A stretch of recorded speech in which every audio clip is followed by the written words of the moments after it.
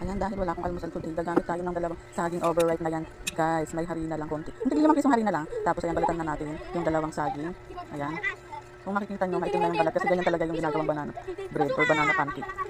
Ganyan, tingnan mo to. Ito pa yung parang kala mo sila na yung saging. Pero hindi yan sila guys. Ayan, durug-durugin lang. Durug-durugin hanggang sa madurog. Kung durog na, ayan, ihalo muna sa may harina. Simpleng luto lang yan guys, kung wala kang pambili ng... Ayan.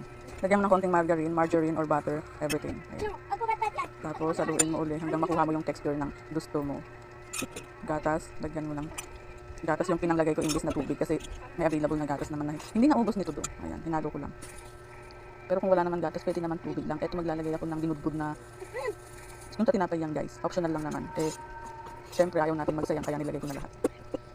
Ayan, haluin lang hanggang sa maging maganda yung texture. At pag okay na, magagatong na muna ako. Ayan, eto na naman tayo sa gatungan. At buti na lang, mabilis mag-apoy yung mga kahoy. Painitin na yung mantika at pag mainit na, ilagay na natin ng lahat. Isang lutuan lang yan. Yan. Sobrang lakas yata ng gatong ko kaya babawasan ko yan guys. At pag, ayan na, medyo alam mo na masusunog na yung ilalim. Ayan, balik rin mo ng ganyan. O diba? Mabilis lang maluto. Ang sarap nito. Try nyo na rin. Ayan. O, hinaan nyo lang ang apoy. Ayan. At pag, ito na ang finish. Kakain na. Ang sarap. Para siyang pudding banana bread or banana cake. O, malambot yung loob. Crispy sa ibabaw. O diba? Try nyo.